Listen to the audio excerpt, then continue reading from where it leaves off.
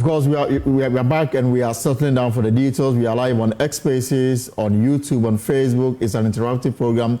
So join us with your comments as we join the Muslim world to celebrate this very important festival. Now let's start from this. On this note, President Mahama is giving hope to thousands of Ghanaian Muslims with a promise of lower Hajj fares next year. Now this, he says, shows his government deep commitment to their welfare. Addressing the gathering during the Eid al-Adha celebration at the Black Star Square, the president acknowledged the financial burden many families face when planning the sacred pilgrimage to Mecca. He assured the Muslim community that his administration is actively working with partners to bring the cost down. It's at its best when we care for each other across faiths and backgrounds in the spirit of national unity and brotherhood. On the matter of Hajj, I am deeply aware of the financial burden it has placed on many Muslim families. This year, despite efforts, the costs remained high, even though we cut it. But I want to assure you that we're working closely with the relevant agencies and our Saudi counterparts. And if Allah accepts our supplications and the CD continues to show the recent strength that it has shown, I'm optimistic that next year we'll see a very significant drop in the Hajj fare. Indeed, if the Muslims who went this year were going at this time, the Hajj fare will be something like 45,000 cedis. Well, President Mahama also announced steps to improve Islamic education in Ghana. He said he has directed the Minister for Education to strengthen the operations of the Islamic Education Unit. This includes expanding the recruitment and training of qualified Arabic instructors across the country. This economy without you, especially without our vibrant Zongo youth. Our youth in the Zongo and inner cities, I urge you to take advantage of government's new initiatives, especially the National Apprenticeship Program, so that you can develop skills for the world of work. I urge you to take the advantage of the Jumawara program, which enables you to start your own business with capital and mentorship. We also will be rolling out many programs under the youth employment agencies. These programs are designed to equip our youth with skills for life, not just for jobs, but to be independent and to have leadership and dignity. We will ensure that Zongo communities are no longer neglected. Under our new Zongo development framework, we will focus on infrastructure, sanitation, health, sports, and vocational training. Because I believe that every Ghanaian child deserves a fair shot at success, no matter where they are born, whether in Nima or Airport residential area. As we mark this holy day, let us recommit to the values that bind us as one people: faith, sacrifice, love, and unity. Let us remember the poor, the orphans, the widow, the sick, the elderly. Let us pray for peace in Boko. Let us pray for peace in Gaza.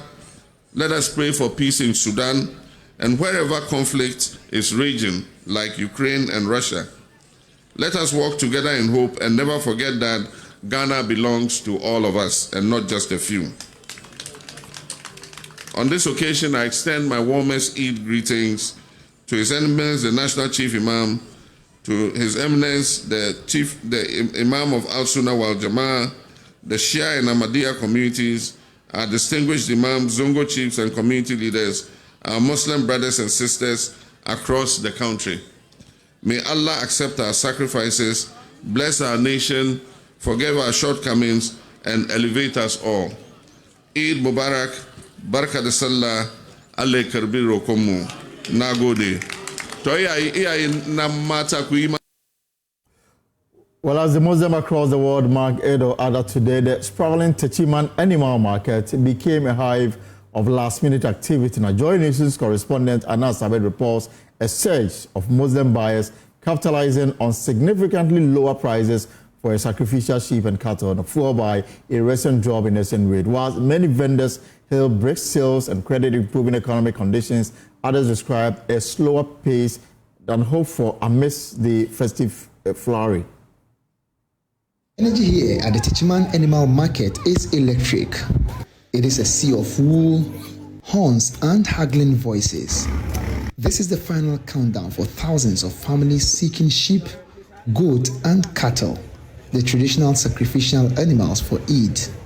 And this year, there is a significant factor driving the market: lower prices.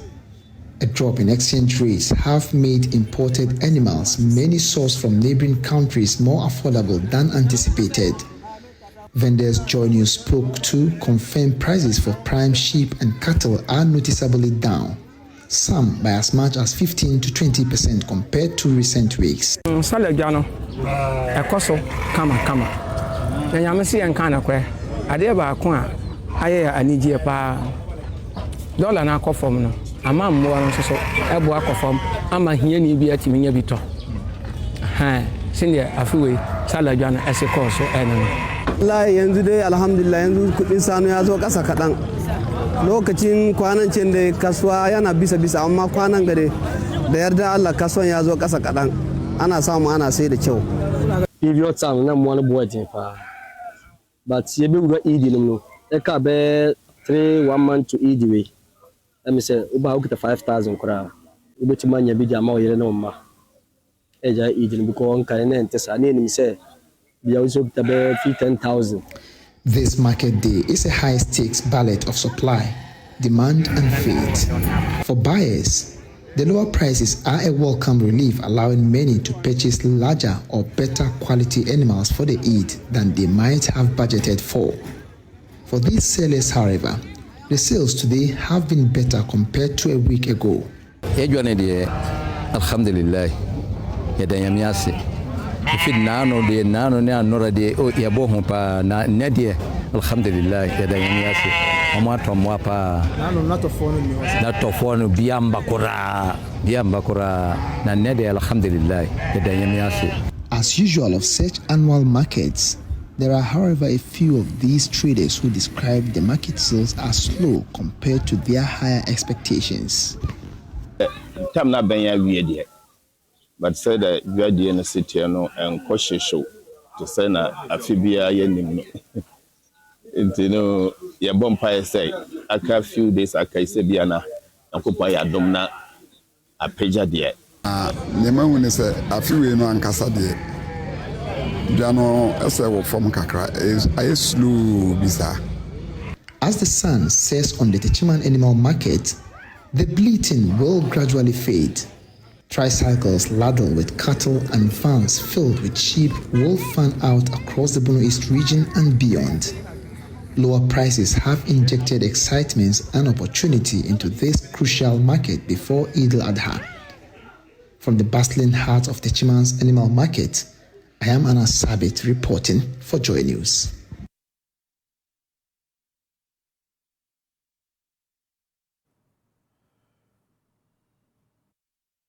And of course, we've got similar stories from across the country in subsequent bulletins here on Joy News, because the celebrations across the country, the Muslim faith are enjoying this exciting day. But let's move away from the Eid celebration and talk about corruption and matters relating to it. Now, the special prosecutor, Kisi Jabem, has kicked against public disclosure of assets declared by government officials as contained in the 1992 Constitution, saying that there must be something more to it than just the declaration. There's been raging call for an amendment to Ghana's asset declaration regime to allow the Auditor General to make public the content of assets declared by public officials.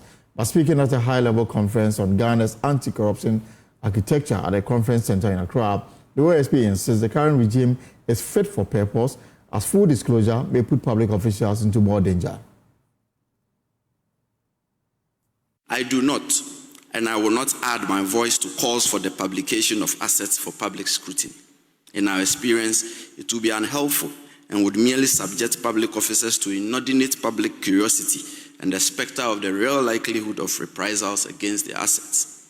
In my estimation, a publication of who has declared or has not declared his assets in the context of a workable asset verification and tracing model would be sufficient to assure the integrity of the asset declaration system.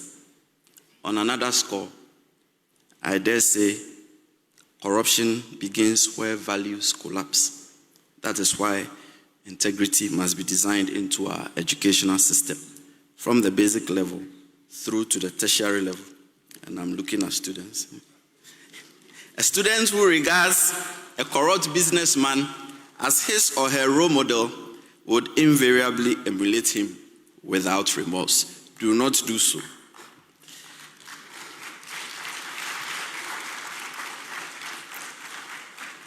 Thank you. A society in which the youth adore and celebrate ill wealth would only reap, get rich, corrupt, and fraudulent practices.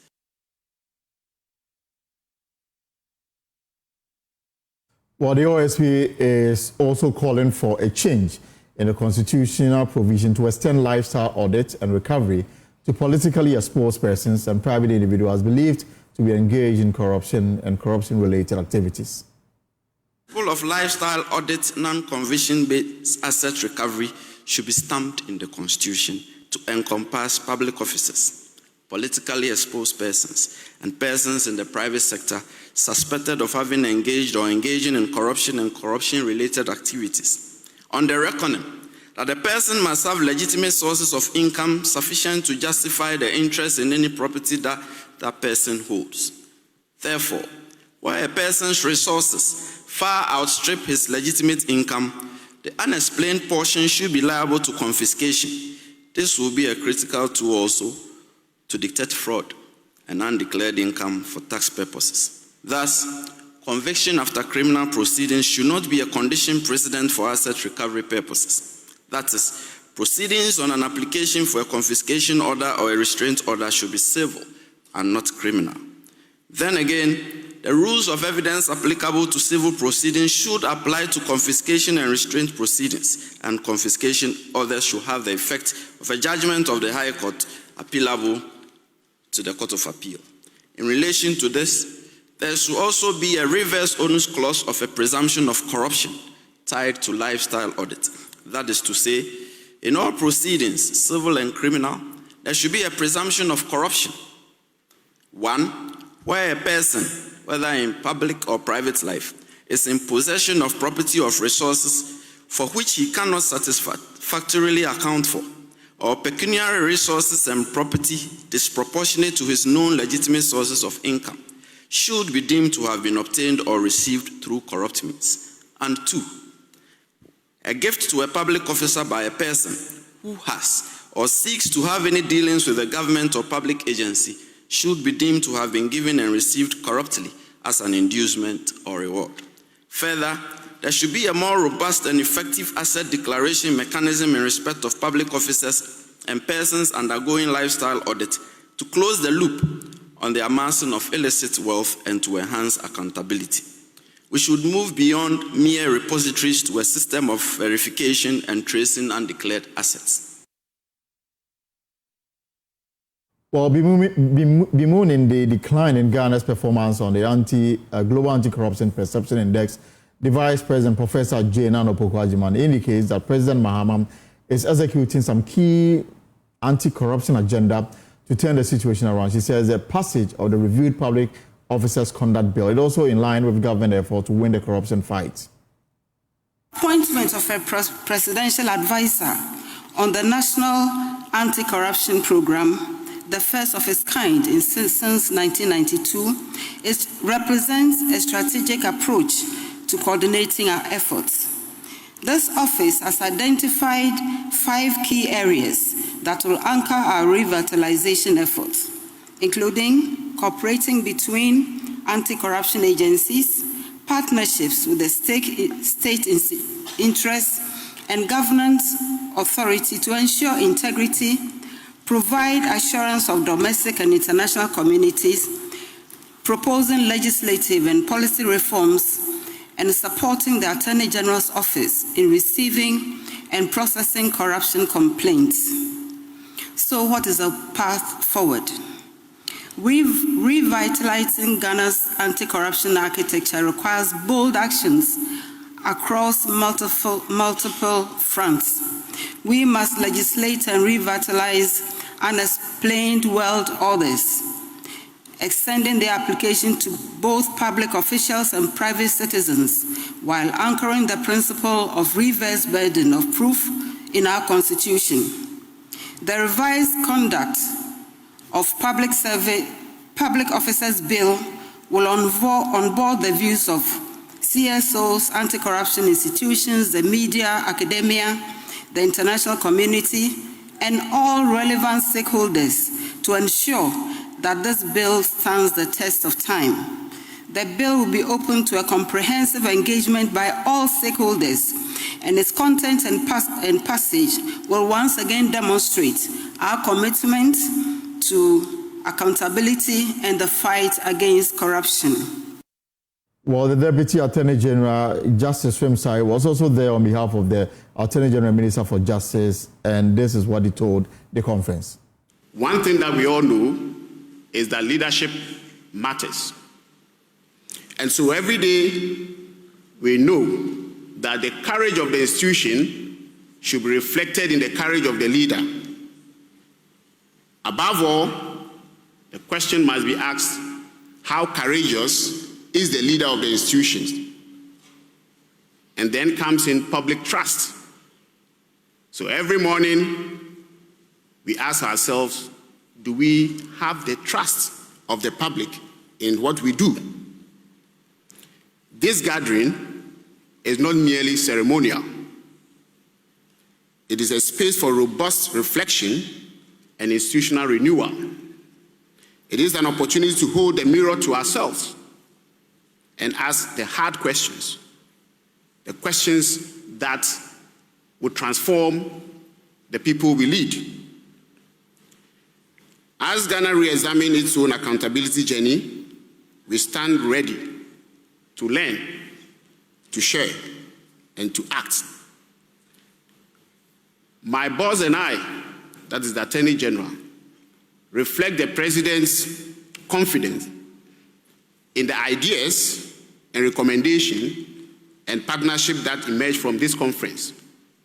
We count on your criticisms, we count on your advice, and we count on your courage that by the end of this conference, Ghana would have a positive outlook than before.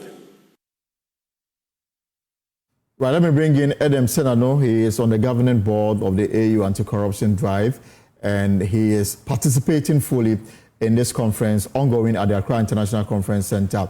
So, Mr. Senano, I mean, what really is the end game for this? Because this conference will not be the first, certainly not the second, and obviously will not be the last. But the issue of corruption is still on the front burner.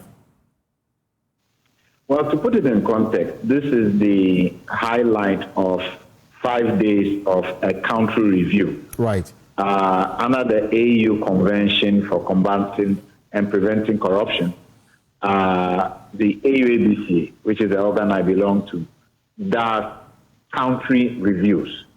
And Ghana agreed to undergo a country review where we test the institutional and legal framework to see whether it's aligned adequately with the AUCPCC.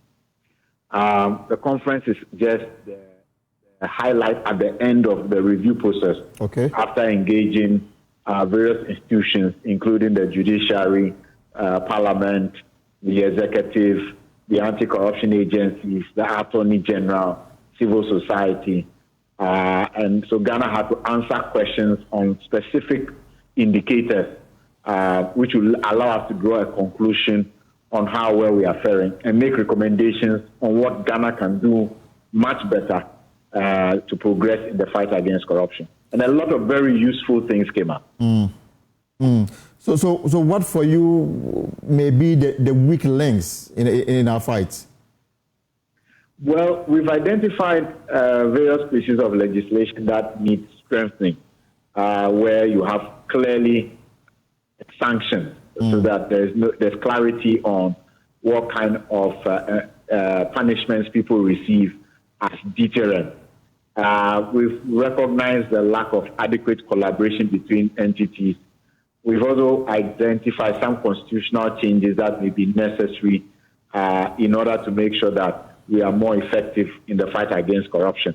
Our proper report will be done within a 2-month period and submitted to the government of Ghana, capturing all these recommendations and what can be done to move this fight further.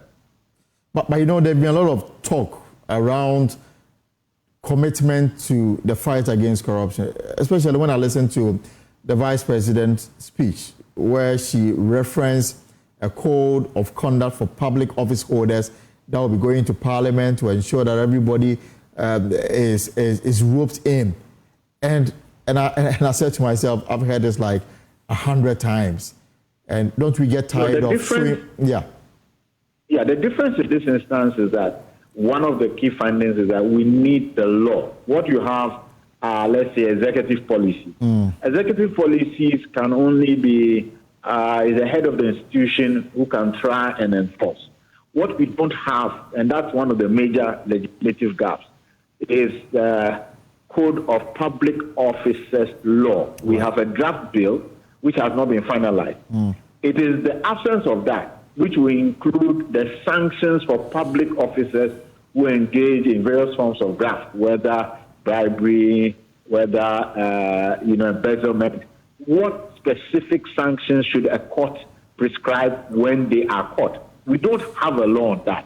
And so that's one of the major gaps that has to be addressed, for which reason this is not just a code of conduct, but it's a code of public officers bill, which we are saying will be a law, and that allows us to be more effective in holding public officers accountable. And then the matter of asset declaration, the OSP says that he is against any form of public disclosure. Your position is quite clear on this matter. I mean, the OSP come up with this statement. You think that we are getting anywhere in terms of holding people accountable for what they acquire before and after exiting office? Well, to be more accurate, what the special prosecutor said this morning was that he is okay with verification, but not publication. He is not quite sure that publication will bring the dividends. And the majority of us, in fact, let me say the entirety of civil society, would disagree with him on this. This is the best practice all around. Even our sister nation, Nigeria, is not just verifying, but also publishing on a website.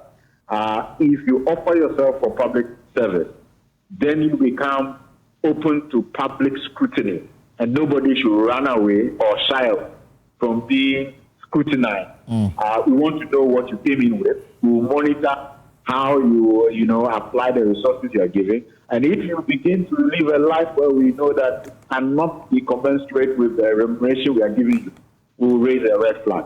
I think on that score, we will all disagree with the special prosecutor. And then, because you are participating in this meeting, let me ask the final question so I can let you go. There's also been talk of freeze on assets of both public and private individuals that are caught in the web of corruption. Now, this week, for example, we've heard so much about plea bargaining. Somebody was sworn before court to answer charges of corruption. He decided that he would plead and then ended up paying some amount of money. His name was expunged from the list of those that were being prosecuted. Do you think this is deterrent enough? Well, yes. Non-convicted sanctions are one of the best practices these days, that the state negotiates to both retrieve the resources and assets. And that negotiation may include a premium on what you took. So don't assume that it is just the money coming back. The negotiation can take different forms. And so there's a punitive element of that negotiation which may not be visible to the public, but still ensures that the state retrieves the resources and takes away any assets that were illegally acquired. And I think that in many jurisdictions, including our brothers in Kenya and Uganda, that has become an effective tool for making sure that the coffers of the state are not deprived of resources that can promote development. And then, are there any resolutions so far, or we'll have to wait till this conference comes to a close? Well, the president has tasked us, together with the National Advisor to the President on Anti-Corruption, Professor Francis Dodu, to try and make sure we submit by the end of July. I suspect the intention is to try and feed into the Constitutional Review Committee findings, right? So that, as he says, he doesn't have another tenure and he wants to leave a legacy. And so we seem to have very strong political commitment.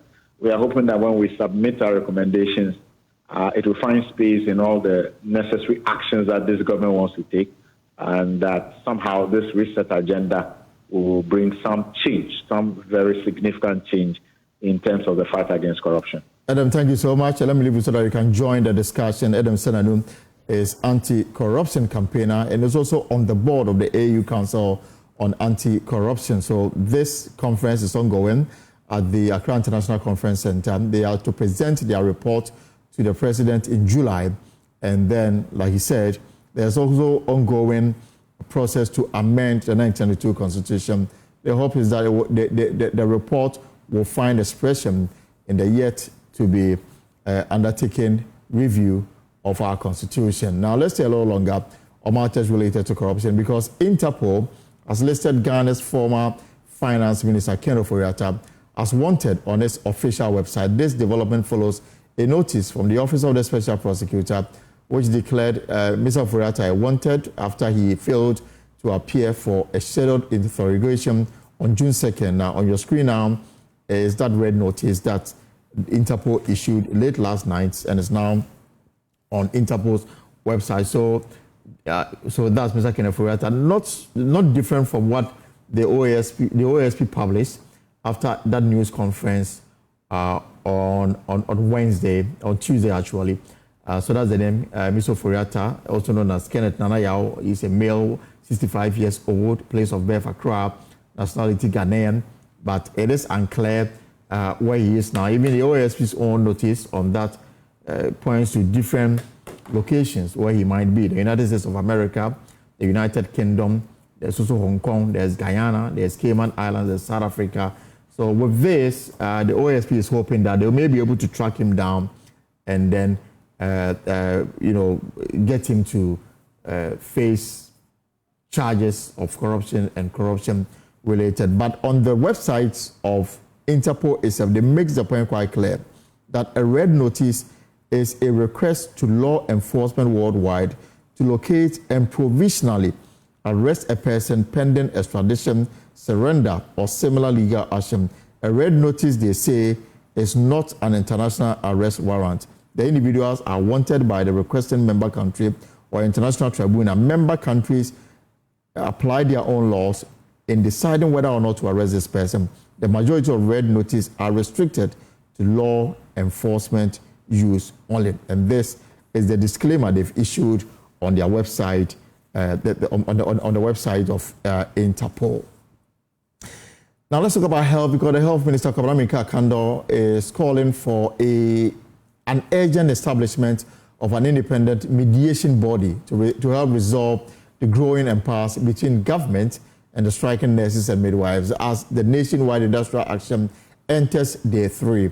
The strike, which has seen thousands of nurses and midwives withdraw their services over delay in the implementation of their conditions of service agreement, has left patients stranded in hospitals across the country. But speaking to Joint Mr. Kando expressed deep concern over the impact of the strike on public health and urged both parties to put premium on the lives of Ghanaians. There is more in this report. Outpatient department across the country, patients are being turned away, untreated, and in some cases in critical conditions. I'm about review, but 4 months no more. I came for a review after being told to return in 4 months, but when I arrived, I was informed the nurses are on strike. It's been 4 months, and now that I'm back, there's no nurse available to attend to me, and I'm really worried. I pray that whatever the nurses are asking for, they get the help they need. I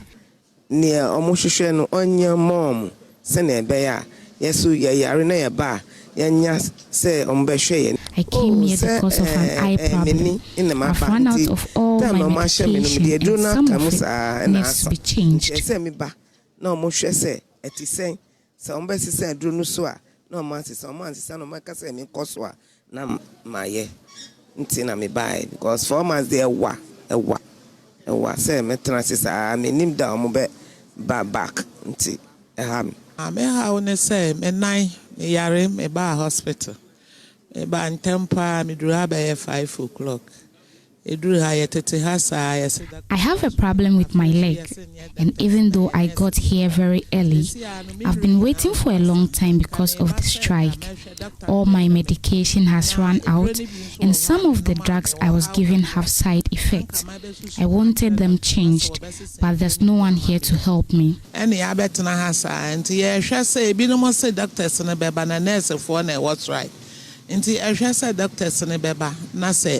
Ya wa how bi ne ya ka kire o mo no o mo betie ya say ya twen so so na so o mo ama na kire say ya ekọ na eya ya ba ya wa appointment. I had an appointment today, and my biggest worry is that if I don't receive treatment now, I don't know when I'll get another appointment. Into me who say next time no ye ni mo date ya o mo de beba na next time so ba date be na wo de be hia.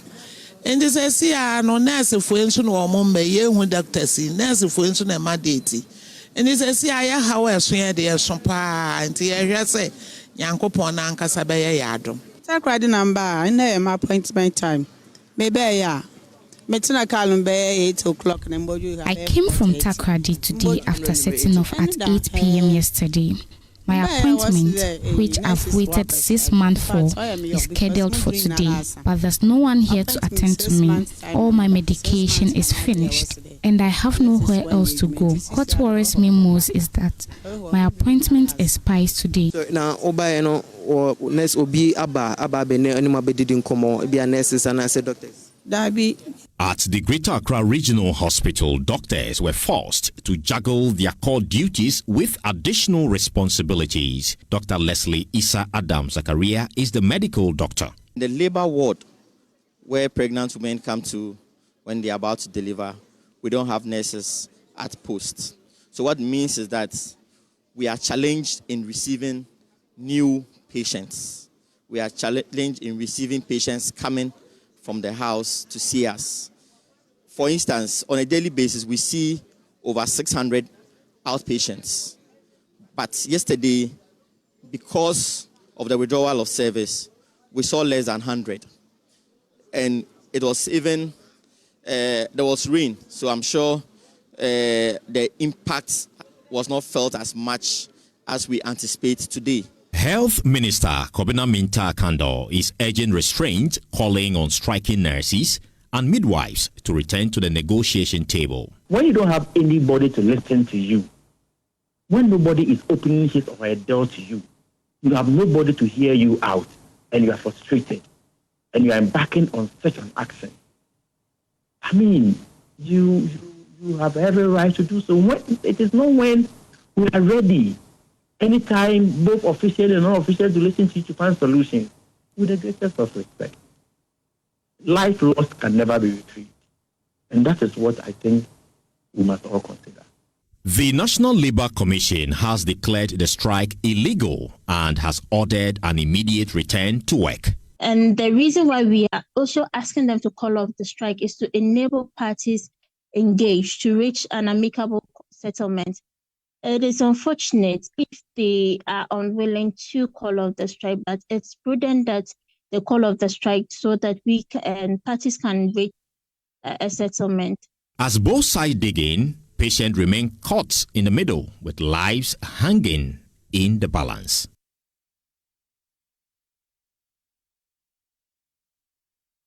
The key question on the minds of people that they are asking, I mean, what exactly are the nurses and midwives asking for? Now, we've managed to secure a copy of the demands agreed between the nurses on one hand, the Fair Wage and Salaries Commission, and witnessed by the Ghana, the Ministry of Health. And implementation, according to the documents, was supposed to have started in July 2024. Now, let me run you through what the document says. My colleague, Michael Ashali, joins me with these here. So, Michael, I mean, let's go through what the nurses and midwives are asking or has agreed with government for implementation by year to start. they are asking for 8 items, each of them very crucial to the conditions of service of nurses across the country. And some of these conditions that they are asking for may apply to certain groups of nurses, although they all will fall within the Ghana Registered Nurses and Midwives Association. I'll walk you through some of them. So the first and most important that we've heard nurses over the years call for is the book and research allowance. Now, they say that this when government approves, will come at a rate that applies every year, benefiting beneficiaries are to publish their research findings and apply same to teaching and learning.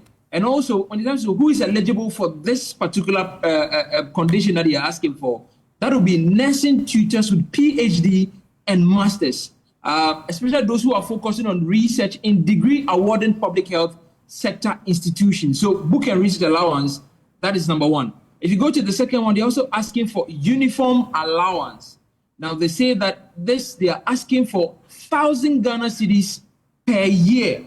1,000 Ghana cedis per year, Elton. And they say that this will be for all nurses and midwives in the public sector. So for every nurse within the public sector, they're asking for 1,000 Ghana cedis. That will be used as their uniform allowance. Also, they're asking for fuel allowance. That is 180 liters at the rate of 10 Ghana cedis, 99 pesos, or at the applicable government-approved ex-pump rate. Again, they say whichever is higher, between 180 liters or what if government thinks that their rate is higher, that should be applied. This will be for all principal nursing or midwife officers in the public sector and above, and that's what they are asking for. So not for all the nurses, unlike the uniform allowance, but this will be applicable for nursing or principal nursing and midwife officers. Again, they're asking for what you call the non-basic allowance. This will be 8% of their basic salary. Again, this will be for all nurses and midwives in the public sector. They are also asking for on-call facilitation allowance. This is 5% of their monthly basic salary. Again, this will be for nurses and midwives in the public sector who work in understaffed facilities and are required to work beyond the normal 8 hours. So, unlike the non-basic allowance, on-call facilitation allowance will only apply to nurses and midwives working in understaffed facilities and sometimes have to put in extra hours. Again, the nurses or the striking nurses are asking for a rural incentive allowance. Elton, I'm listening.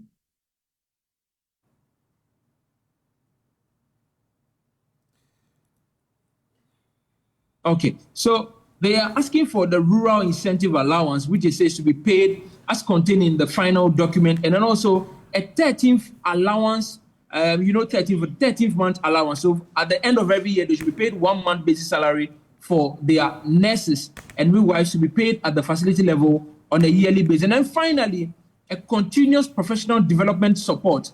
That is the annual professional license renewal fees required for continuous professional development, Elton.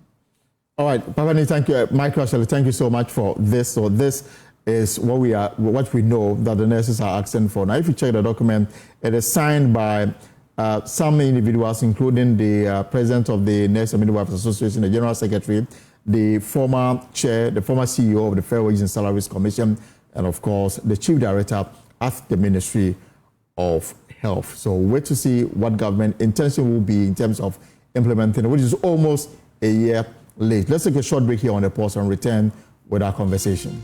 Come back. This is the pause on a Friday, the Idul-Adha edition of the program. Now, this week I had a conversation with the ranking member on the Foreign Affairs Committee in Parliament, Honorable Samuel Abujinapo, who's also a member of Parliament for Damango in the Savannah region. Remember, he was once Lands and Natural Resources Minister and also served as Deputy Chief of Staff during the administration of former President Nana Addo Dankwa Akufo-Addo. Now, he spoke about a lot of things, including the closure and subsequent reopening of Ghana's embassy in the United States of America capital, Washington, D.C., the fights he led against illegal mining, and what he thinks should be done now to ensure that we achieve some results, plus other matters relating to the MPP as they rebuild ahead of the 2028 general elections. And we are bringing back that interview for you this afternoon. Weeks filled with significant national developments from the arrest, detention, and subsequent release of the Ashanti Regional Chairman of the MPP, Bernard Jubo-Esiako, also known as Chairman Wontubim, by Yoko, to the closure and reopening of the Ghana Embassy in Washington, D.C., the headlines have been unrelenting. Add to that, the declaration of former Finance Minister Ken Ofori-Atta as a wanted man by the Office of the Special Prosecutor, along with a string of heated issues unfolding in Parliament. Yesterday, for example, the minority boycotted the passage of some addition to the taxes on petroleum products. Now, we are unpacking it all in one sitting, and my guess is, as always, Firebrand, Member of Parliament for Damago in the Savannah region, Samuel Abujinapo. Good afternoon, sir. Welcome. Good afternoon, Elton. Very good to be here. Great, great. And you want to why the interest in Ablekuma North? Well, but when elections are conducted, the results of the elections have to be declared, shouldn't they? We have 276 constituencies in Ghana, and 275 of those have been declared. What at all is the reason why Ablekuma North has not been declared 6 clear months after the elections were held? I think we have to have answers to that. And there's been demands, some say we should have a total rerun. The court hasn't come to such a decision. What is left is some few electoral areas to be added up to what has already been collected, and the declaration is.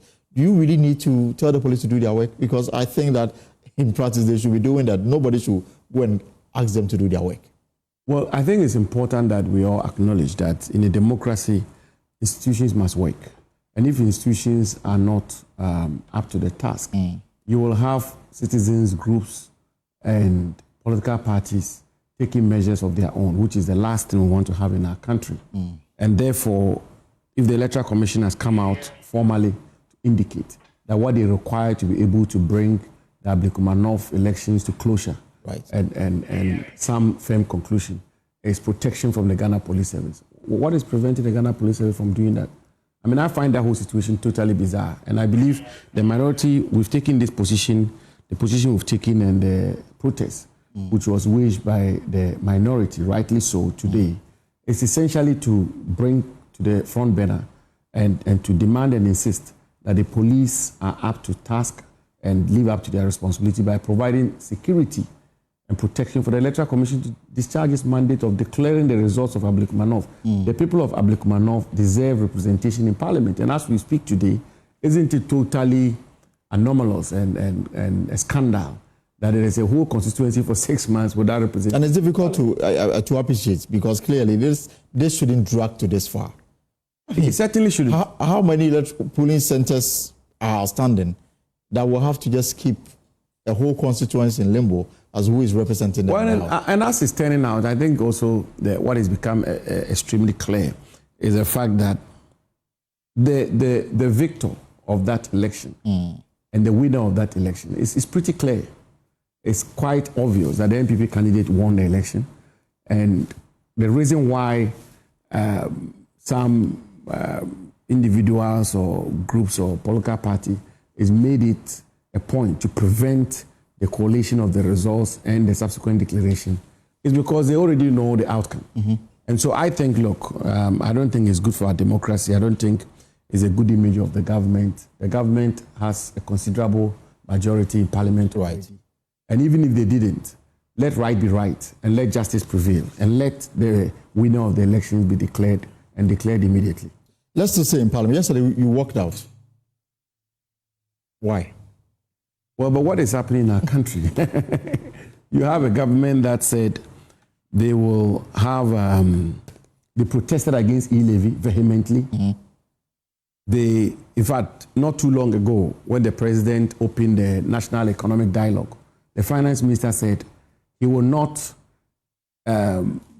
reward the electricity company of Ghana for their inefficiencies with taxes and tariffs.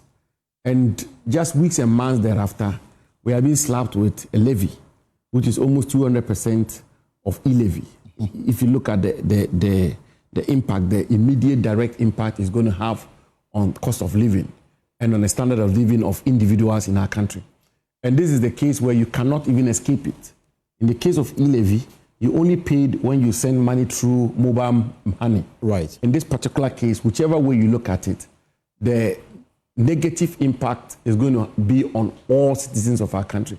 So, I mean, I think we're so right to have worked out. But the justification, they say that they will use this money to address Dumso and then to also help deal with the energy sector debt.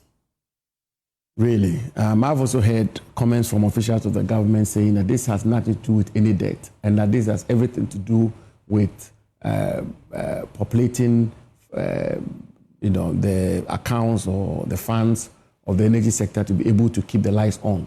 No, I'm not even getting into the matter of Dumso or not, and also whether or not this is required to deal with Dumso. I'm dealing with the principle of cost of living and what the NDC stood for when they were in opposition, what they fought against, e-levy.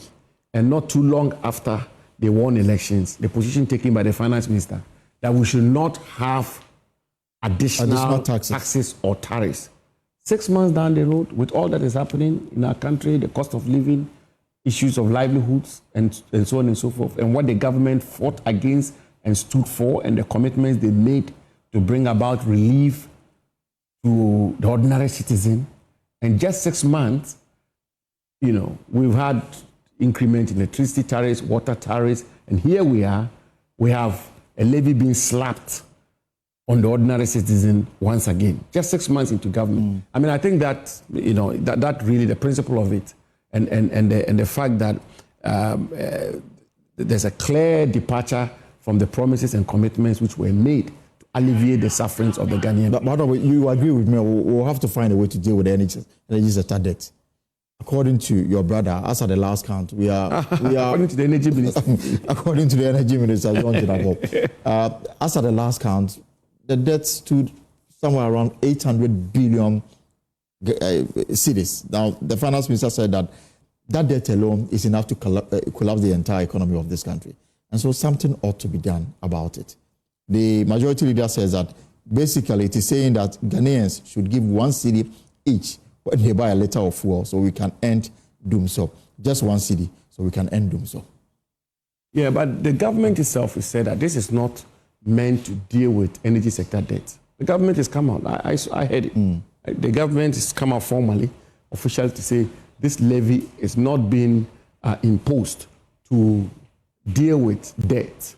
And the energy sector recovery levy, ESLA, is already in place, which is what is being curated for dealing with energy sector debt. Right. Okay.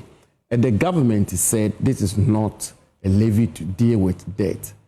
And of course, when the NPP came into office in 2017, the NPP inherited debt across the government spectrum. Right. My fundamental point has nothing to do with Dumso and how it to be dealt with and what is required to deal with it and so on and so forth.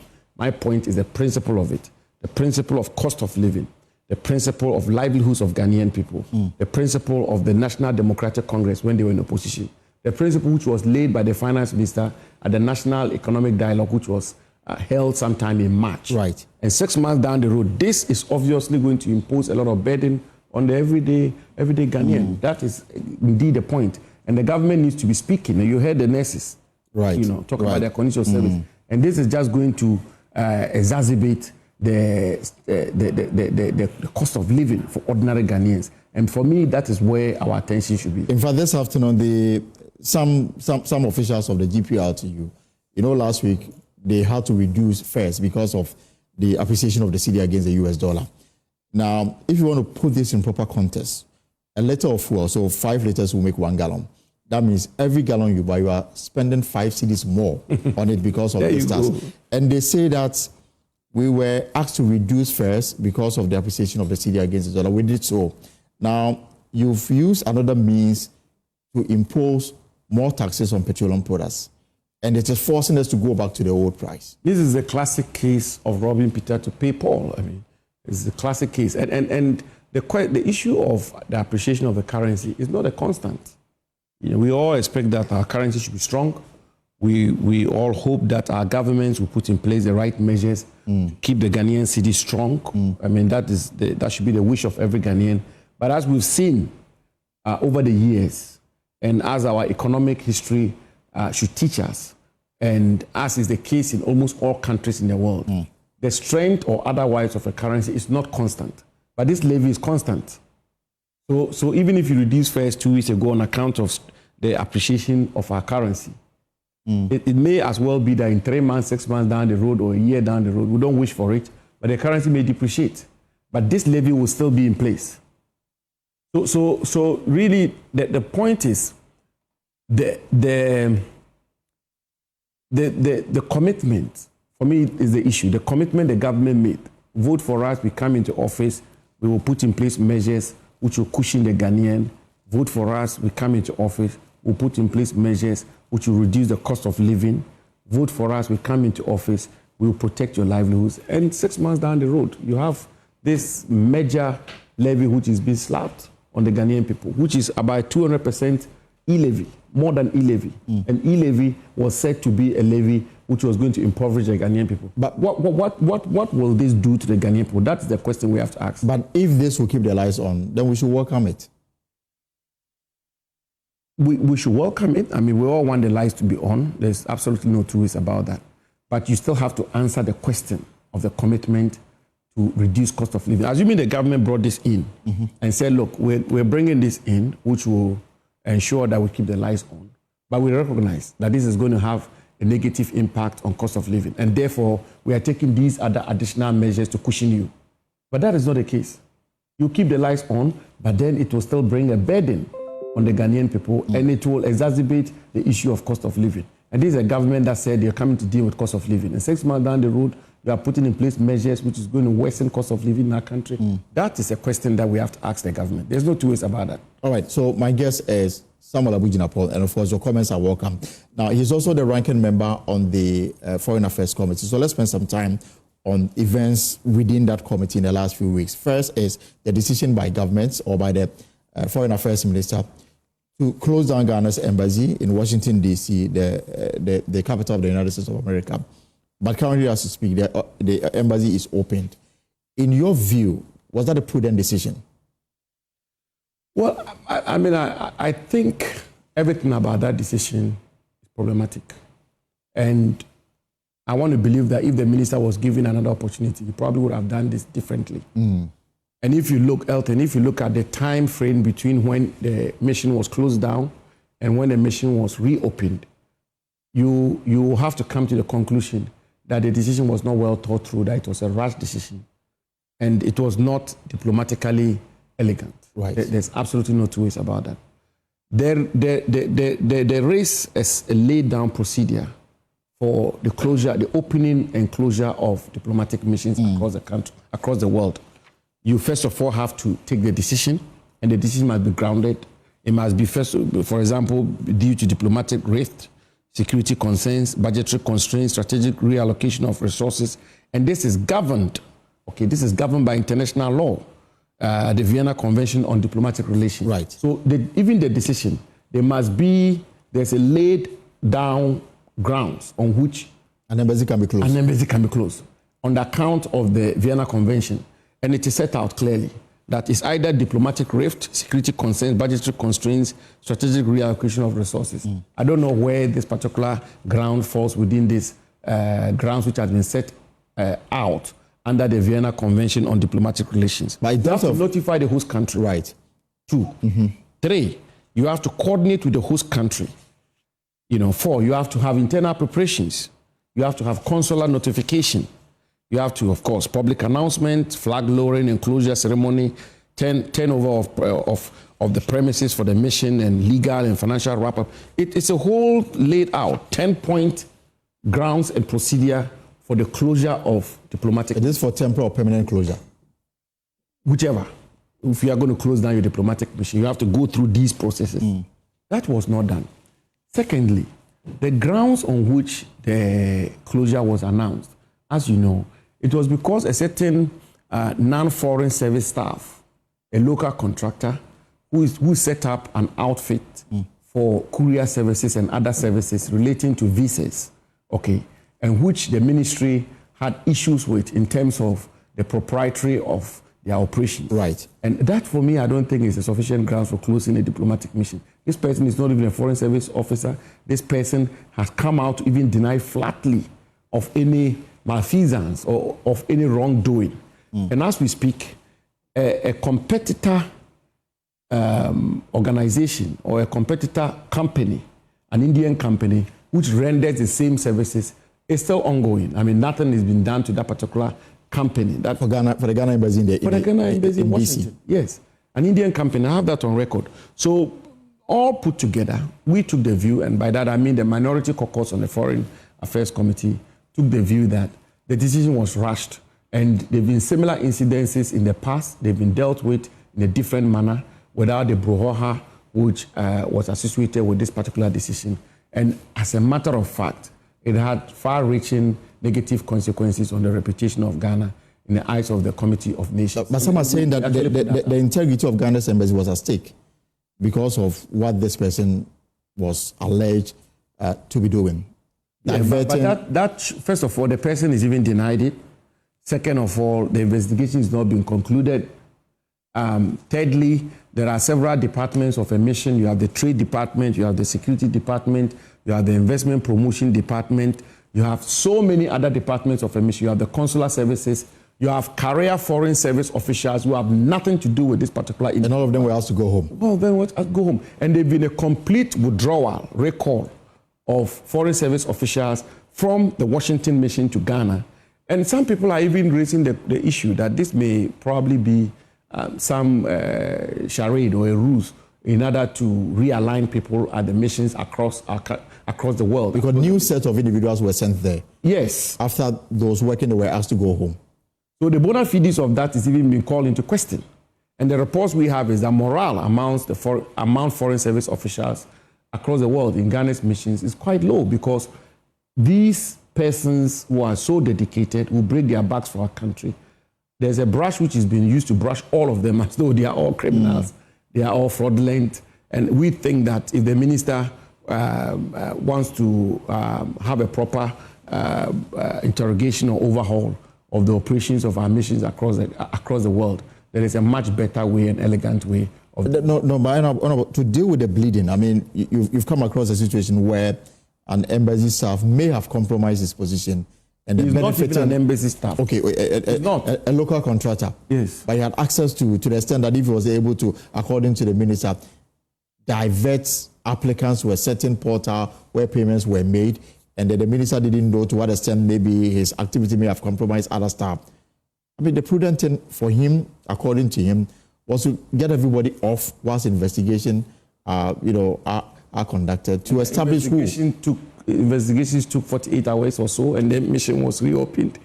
Clearly, the decision was established to have been rushed and not well thought through. Because if you were going to conduct investigations, it would have taken you a certain number of time. But it wasn't the case in this particular instance. The mission was reopened 48 hours after the closure. Again, this individual or this contractor is contesting all of these claims. Right. But that is not even what I'm interested in. I'm not getting into the veracity or otherwise of the claims and counterclaims.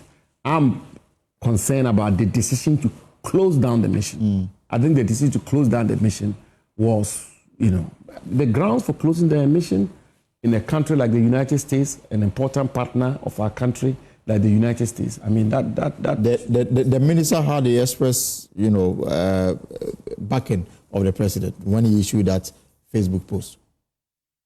And within 48 hours, the mission was reopened. You think there's more to it than what we've been told?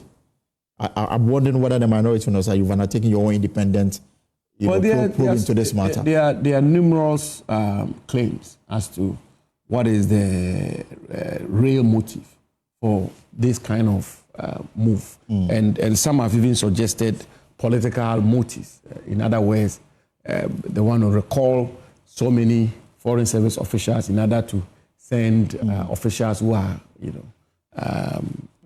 deemed to be aligned or politically correct. I don't want to venture into that space.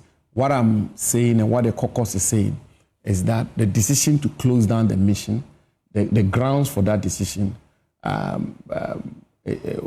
for us, the grounds did not merit the kind of action that was taken. The kind of action that was taken. The announcement of it on Facebook and all of that, and the recall of all the officials from Washington mission and other missions across the world, all of these are matters which does not promote the reputation of Ghana as a respected member of the international community.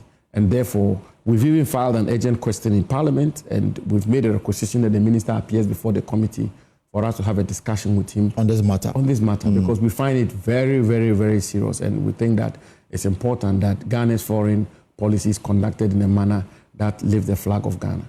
And I thought the committee will come together on this matter, but when I heard the chairman of the committee say that the majority, the NDC side of the committee, will undertake a familiarization tour of the embassy in the US, and I asked myself, why not everybody? Why just one side?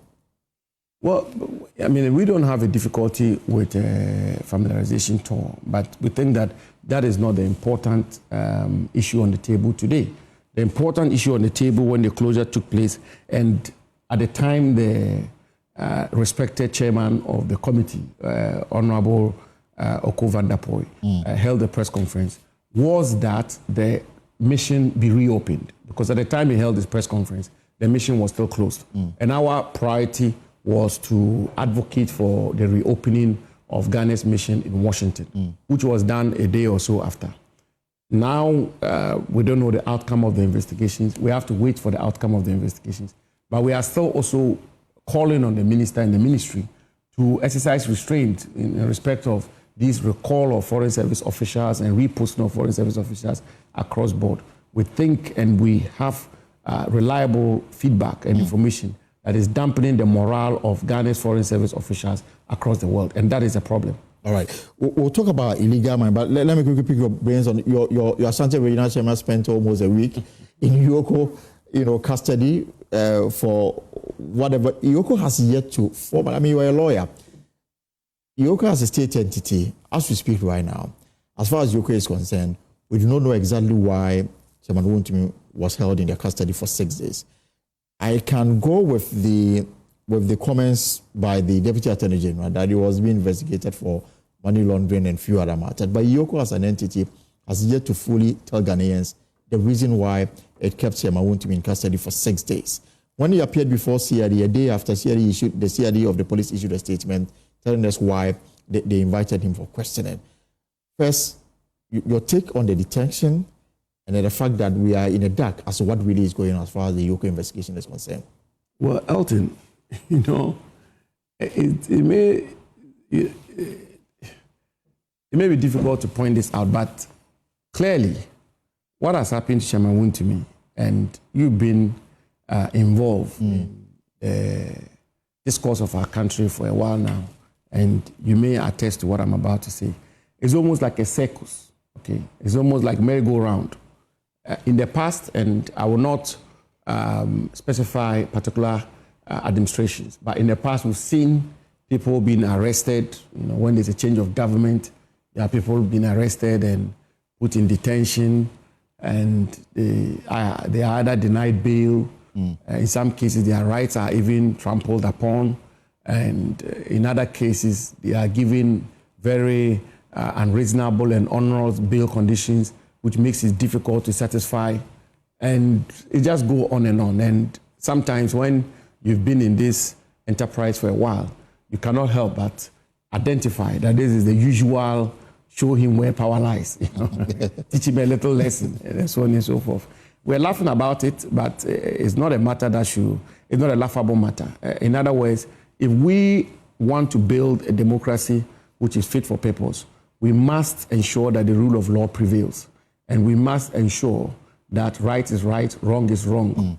And if the rule of law works, and if the law works, and if people's rights are protected, and there are safeguards, take it from me, it works for all of us. Right. Because today you are in government, tomorrow you are not in government.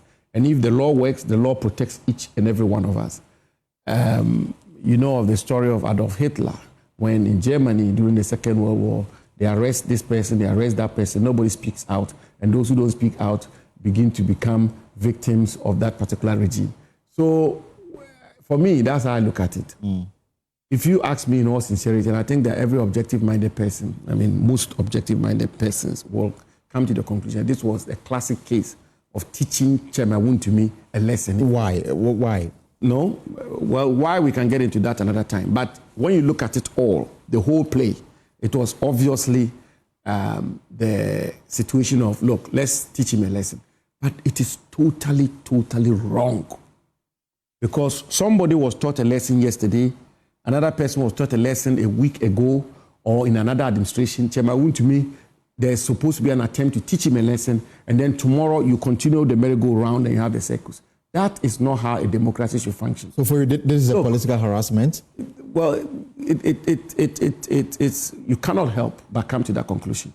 Look, bail, the grant or denial of bail is anchored on one fundamental principle, which is that when the person is required to appear before the investigator or before a court, a trial court, or before a prosecution, the person will not abscond. The person will indeed appear.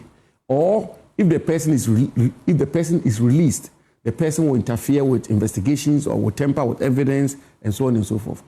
Bail is not punishment. So you cannot arrest somebody or you cannot have a suspect and keep him in custody as a punishment, because the only institution or the only body that has the right, the legal mandate to met out punishment is the court, is the judiciary. And some suggest that instead of massing up at the Yoko Air Office, the party should have gone to court to get a court to vary the bail. But the question, that was not done. The question should be solidarity with no. With the greatest of respect, the question should be, why should he be detained in the first place? Why was he detained in the first place? Let alone for us to get to the point of bail. Are we saying that Chairman Wontumi will abscond? Are we saying that if Yoko needed him tomorrow or a week or a month after, he will not appear? Are we saying that if charges were to be preferred against him and he was to be put before a court of competent jurisdiction, he will not appear? He will not appear to stand trial? Or are we saying that if he was released, he will interfere with evidence and so on and so forth? So, first of all, when a suspect, somebody is a suspect, and the person is being investigated, the person is not to be detained. Ab initio, simplicity, the person is not to be detained. The person is detained only when there's sufficient grounds that if Mr. Elton Brobe is released and the investigative body requires his appearance, the person will not be found, or the person will abscond, or the person will bolt. Or that if you release him, he will go and interfere with evidence, or that if you release him, he will commit a further crime. Okay, before you even get to the point of bail. But I'm saying to you that quite regrettably and unfortunately, this also, once again, is another classic case of Ghanaian democracy circles, merry-go-round. We have come into office. Chairman Wontumi said this, he said that, he offended this person, he offended that person. As the account people will say, or something, let's detain him, let's, teach him a little lesson, ruffle him up. Not good for our country, not good for democracy. I'm hoping that in the not too distant future, an NPP government, God willing, will depart from this and come into office and deal with people by the law. When there's a clear, strong evidence of wrongdoing, the people are made to face the full rigors of the law, and done in a manner that their human rights are not trampled upon and not motivated by political considerations. I think that is absolutely important, and it's good for our country. But Honorable, what is clear is that this matter is not ending anytime soon. It may not be only Wontumi, because from what we are picking, even yesterday, for example, the former member of parliament from Nchia South, Dr. Machopoku Prempe, says that he's been investigated by the NIB and is cooperating with them. President Mahama yesterday says that he received a report from the oral committee. He's received the opinion of from the Attorney General. There are 33 cases that they think that it should go to court and get the people to come and answer for whatever crime that may be established against them. So it looks like the MPP is under some kind of scrutiny because of how you may or may not have conducted yourself in the last 80 years. And government is going on the full throttle to get accountability. You know, when you serve in government or when you have something to do with government, you have to be prepared to account. And there is absolutely nothing wrong with the government holding ex-officials and even current officials to account for their stewardship. There's totally nothing wrong with that. You know, even in a hotel, when you check into a hotel, before you check out, the receptionist will ask you a few questions. Right, Is that not the case? right. How much more a government, when you serve as a minister or that and that, all of us have been questioned one way or the other. There's nothing wrong with that. And I don't think anybody should take... Under the NDC? Yes. Presently? Absolutely. They are questioning you? All of us. Literally all the people who have served under President Akufo-Addo have had some... have gone through some accountability process or the other. What are they questioning you about? Well, I'm not talking about myself. Okay. I use it in a different sense. Okay. But I'm saying, and my point is that there should be nothing wrong with that. I mean, nobody should quarrel with the government that the government is, for example, called me or anybody to ask him or her a question or two about one or two issues. It will even be a dereliction of duty on the government's part if the government was not insisting on accountability, not just for past government officials, but also current government officials. Right. I mean, accountability is the bedrock of governance, and the president's mandate is to ensure that there is accountability across the spectrum of government, whether previous government or current government. The point I've made, and I believe the point several pundits have made, is how you go about it. So once it is done in a manner that suggests that it is politically motivated or that it is, as I said, teaching a lesson, then we have a problem. I mean, if Chairman to me, there's grounds or suspicion. I mean, I don't know why he was arrested. I don't know why he's been investigated. The Attorney General has come out to give us snipers of it. Right. I believe all of us will have no difficulty whatsoever in associating ourselves with the government's quest to insist or ensure accountability. It is just how it is done. And I think in the case of Chairman Wontumi, I want to believe that the way he was handled and the way he was treated is one that I believe is absolutely undesirable. What about the matters relating to the former finance minister and the OSP and the way the OSP is going about it? The finance minister is not available to answer questions. In fact, the OSP says that they're not even looking forward to ask me. They are looking forward to arrest him and charge him. And he's simply not available. You know, well, I have to give this disclosure. The OSP was my criminal law lecturer when I was in law faculty. Okay. You know, and he taught me criminal law very well. Let me put it that way. And I don't know. I mean, if I ever get an opportunity to interact with him, I may pose this question to him, which is that, do you require the physical presence of an individual in order to investigate a person? It says he's seeking to arrest him. He can't do so via video conferencing. Why? Why do you have to arrest him? I mean, he can be investigated without being arrested. He can be prosecuted in absentia and all of that. But I don't even think we should get there. I don't think the OSP and the former finance minister should get there. I honestly think that if there is enhanced communication between the former finance minister's team, legal team, and the OSP, they can come to some compromise, because we have all been told of the health condition of the finance minister, and I have no reason to doubt that. And if it is indeed on health grounds, which is the reason why he's unable to come, which I believe to be so, and the OSP's desire to proceed with his mandate and his work, they can have some engagement, come to some compromise or consensus as to how to go about this.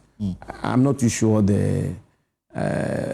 I believe the brouhaha can be avoided. Okay.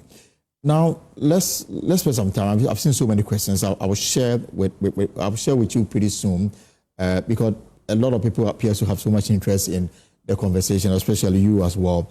But yesterday, also on Monday, there's this man in motion. I don't know whether you were there at the KMPC Hotel. President Mahama made the point that moving forward, importers of excavators will require official permit. We also heard from the DVLA CEO that excavators must now go through registration process so that they can identify those who brought them into the country. All sit in a broader plan of government to deal with the issue of illegal mining. You led this sector for 4 years. Do you think this will work? Well, Elton, I've been listening to President Mahama for the past 6 months, and it's quite obvious that illegal small-scale mining is, the fight against illegal small-scale mining seems to be a priority for him. Now, what has happened today is a clear vindication of some of the positions that Akufo-Addo government took and which I had the privilege and honor to lead. One of the major points I made, and I want to repeat it here, that small-scale mining is a very endemic, complicated or complex industry. Right. At the heart of it is money. And today, the price of gold has never been what it is today. The price of gold is out of the roof, $3,100 an ounce. And it should tell you that it's the most precious commodity you can find in the world. Absolutely. Today. Right. And that becomes a big incentive, a big attraction for people to get into mining, whether legal or illegal. Number two, I think it's become absolutely evident, and we've been totally vindicated, that some of the positions our friends took when they were in opposition, they've jettisoned most of them. And we've all come to the conclusion that they were either born out of political expediency or a lack of appreciation of the menace we're dealing with. I mean, take for example, the government at the time, the opposition at the time said the government should declare a state of emergency immediately. On all river bodies. Yes, not just river bodies, all mining districts in Ghana. They said we should declare a state of emergency. And the Trades Union Congress insisted on that. The Catholic Bishops' Conference insisted on that. The Christian Council insisted on that. The NDC in opposition said if they were voted into office, they would declare a state of emergency immediately. 6 months down the road, a state of emergency has not been declared. You know that? Right. Okay. The NDC, at the time said the real effort to fight illegal small-scale mining should be to arrest and deal with the patrons, the macos, the leaders of the syndicates, the politically connected people.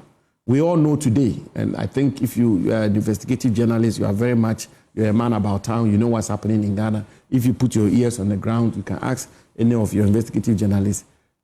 The group of people who are out there in the forest reserves of our country, across our country, who have taken the view that our party is now in government and therefore we have taken over to mine indiscriminately, and the political involvement is even more as we speak today. Right. The state of illegal small-scale mining is worsened as we speak today. Now, I'm not about to be too judgmental on the government at this stage, or even on the minister responsible for lands and natural resources, because I know what it means to deal with this matter. I was there for 4 years, and he's just taking office. And how difficult was it? Maybe I can ask you on a personal note. How difficult was it in leading this fight? Very difficult, extremely difficult. And the reasons I'm giving you is what makes it very difficult. Is money, is complicated, it's endemic. There are all kinds and manner of people involved, and it's very, very difficult.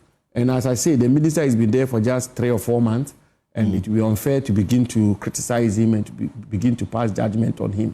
But what has become absolutely evident as we speak today is that a lot of the things our friends said when they were on the other side, they've been in government, and we've all seen that it is impossible for them to be able to walk the talk.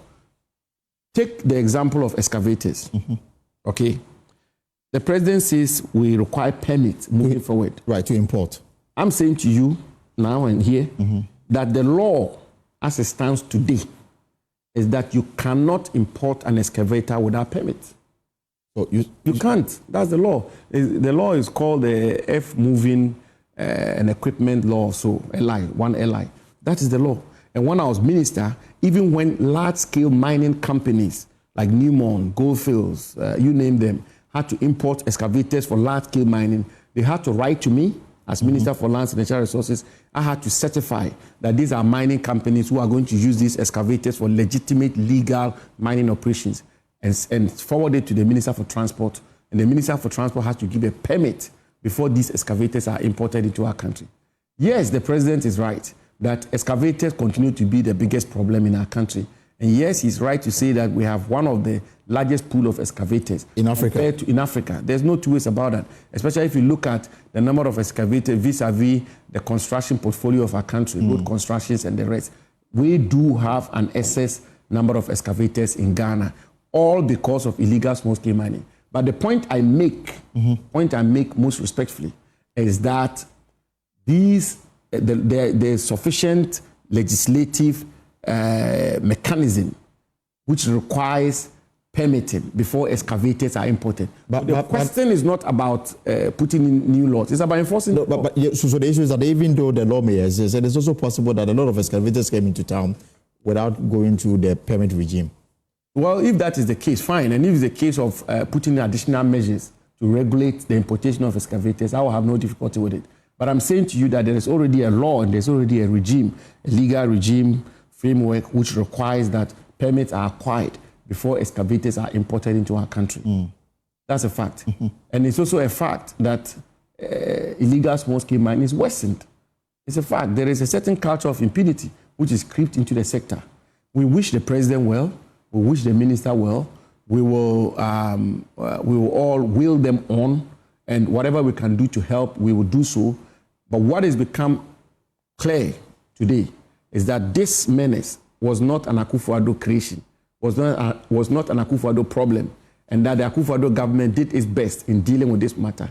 It requires a multifaceted, all-encompassing national effort to deal with it. And if the president is going to take on that path, we will all... Is it the case that the regime, whether present or former, it's always difficult to deal with party people who are involved in this illegal trade?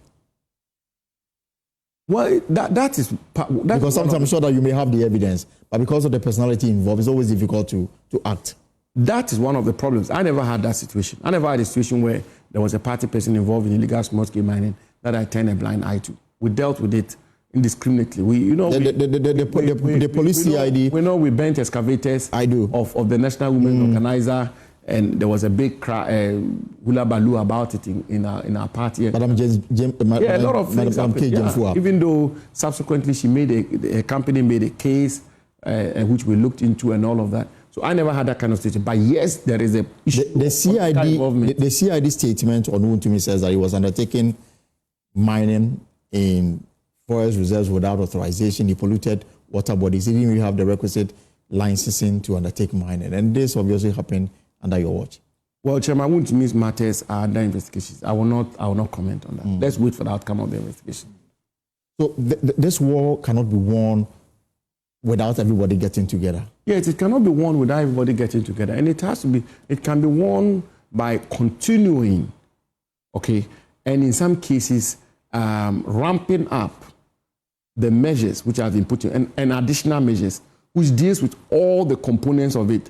The enforcement part of it is important. And I've heard a lot of enforcement these days. I've heard these number of excavators have been arrested, seized. Now they say you must even register them with DVLA. Yeah, these number of people have been arrested, and that. Look, my friend, my brother, do you know there was a time small-scale mining was banned altogether in Ghana? Right. You know that? You know there was a time when we rolled out the policy of decommissioning excavators, which essentially meant burning excavators. And which I remember your first briefing at the Jubilee House when you assumed the office as Lands and Natural Resources Minister, and the directives that you provided. Yes, which generated a lot of controversy. We did all that, and yet we did not leave office having dealt with illegal small-scale mining conclusively. We did not. So what I'm saying is, let's eat humble pie.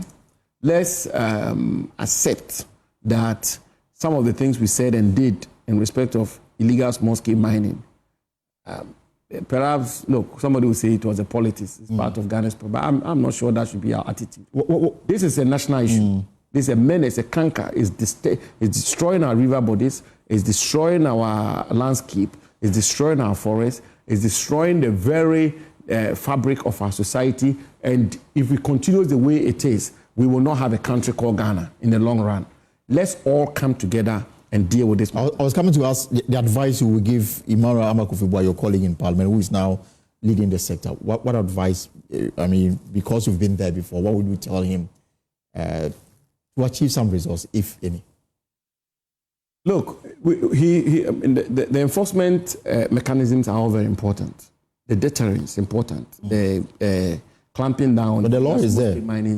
Clamping down illegal small-scale miners is absolutely important. But you also require some serious capital investment in promoting legal small-scale mining as an alternative to illegal small-scale mining. Very important. When I was minister, I heard, for example, the point being made that ban small-scale mining. The question today, are they prepared to ban small-scale mining? I'm not sure they will even contemplate it. Because as you know, the president has told us that gold proceeds, the sale of gold proceeds for the first 4 or so months in this year is accrued some 2.87 billion United States. Almost $3 billion. And that is what is the mainstay, that is the anchor holding the Ghanaian economy today. So the government will not contemplate banning small-scale mining, and I will not quarrel with them for not contemplating that. But if you put in place lawful small-scale mining, and those who are interested in mining find it attractive to move from illegal small-scale mining to lawful small-scale mining, which is why we had the community mining schemes, which is why we had some of the large-scale mining companies ceding off some of their concessions for community mining schemes. And I inaugurated and commissioned so many of them across the country. In some places where I commissioned them, they employed about 2,000-3,000 people who were involved in legal, lawful, well-regulated small-scale mining, which had regard for the environment. I'm happy that at least where we find ourselves, there cannot be any serious national debate or disputation as to the pathway for dealing with illegal small-scale mining, vis-a-vis the fact that it requires a non-partisan, cross-sectorial, cross-stakeholder effort in dealing with small-scale mining. The chiefs, local political leaders as in DC, assembly people, political parties, civil society, media, security services, all of us have a role to play in dealing with small-scale, but it will require leadership. That leadership must come from the president and the Minister for Lands and Natural Resources. We've got some 15 minutes more to spend with you. Let's talk about party matters. Now, the MPP, after the defeat in the last election, is embarking on a series of measures to revitalize the base of the party. There's this thank you tour. As far as you are concerned, even though you are yet to attain the age where you can run for the presidency, but you are very experienced. I like that. Yes, I like that exactly. bit. Exactly. Very experienced. Not the experience. You are yet to get there. We will get there. But are you happy with the way the party is going about in terms of galvanizing the base ahead of 2028, for example? Look, where we are as a political party, I've heard a lot of commentary and a lot of anxiety and concern and worry. All of those are legitimate and grounded. But what the MPP is going through today is not totally unusual. When political parties lose elections, you definitely, inevitably, will have to go through the phase we are going through. Right. In 2001, when the NDC lost the 2000 elections, it almost even was some sort of an embarrassment to be seen in an NDC T-shirt, if you want.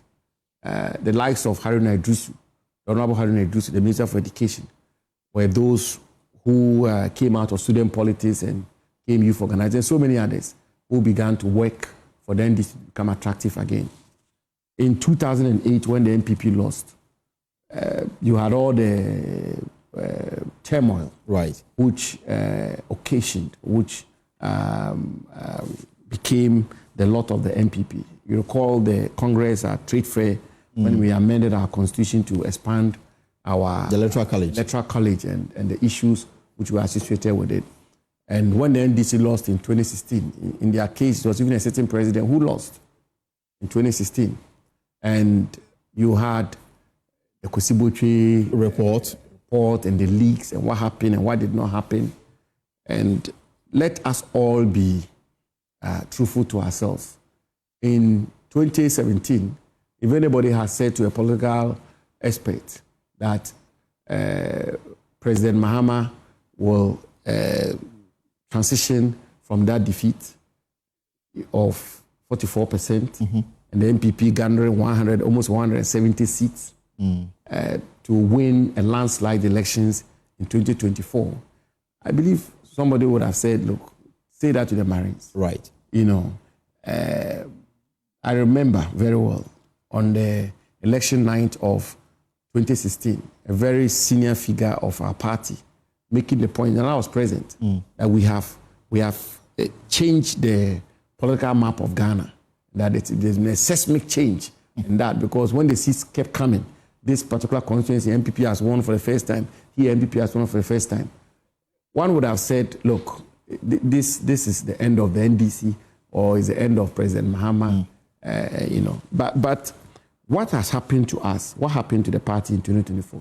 We are never to sweep it under the carpet, and we are never to behave as ostriches and bury our heads in the sand and say that nothing happened. Something dramatic, something catastrophic happened to the MPP in 2024. But then again... So some say the economy was to blame, the management of it, the internal issues, and all those issues. You lose elections based on several factors. And I am to look forward. I'm not to look backwards. I look backwards to take lessons. Right. And therefore, I'm not going to get involved in blame game. All right, this person did that person did that. When you lose elections, it will be as a result of multiple reasons. And the responsibility for that will be a collective responsibility. It will not be an individual's responsibility. And so I would say it is a collective responsibility of all of us in the NPP that put us in a position where we lost the election in the manner that we did. Now, having said that, look, a lot that is happening today about the MPP and the rest will all subside, God willing, when we go through our internal processes of electing national executives and presidential candidates. I am very optimistic that a lot of it will subside and the party will regroup and rally together and put ourselves together to be able to go for the crucial election of 2028. But despite what appears to be the party rediscovering itself, already we've heard names and we've heard people make the point that they may put themselves for election for the party flag bearer slot. We've heard your colleague, Dr. Brandon Champon, who says that he set up a committee to investigate and to tell him whether he should contest or not. We've heard Kennedy Japan, who says that when the time is up, I'll put myself out there. The former member of parliament for Suhum, Frederick Opariansa, says that Dr. Bawumia may come. Is it what you need now? When you've not dealt with the issues at the base, and then you appear to be dealing with the matter at the top? Well, I'm not too sure that the matters are mutually exclusive. I think they all come together. They move in unison, which is that the party has set up a committee to investigate the reasons for our defeat and the circumstances which led to the results we got in 2024, led by the very respected Professor Michael Quay. The committee has presented its report, and the report is in the bosom of the General Secretary of the party. The General Secretary and his leadership are studying the report, and they are implementing some of the recommendations of the report presented by Professor Michael Quay. A lot is happening within the party in terms of reorganization, realignment, regrouping. All of that is going on.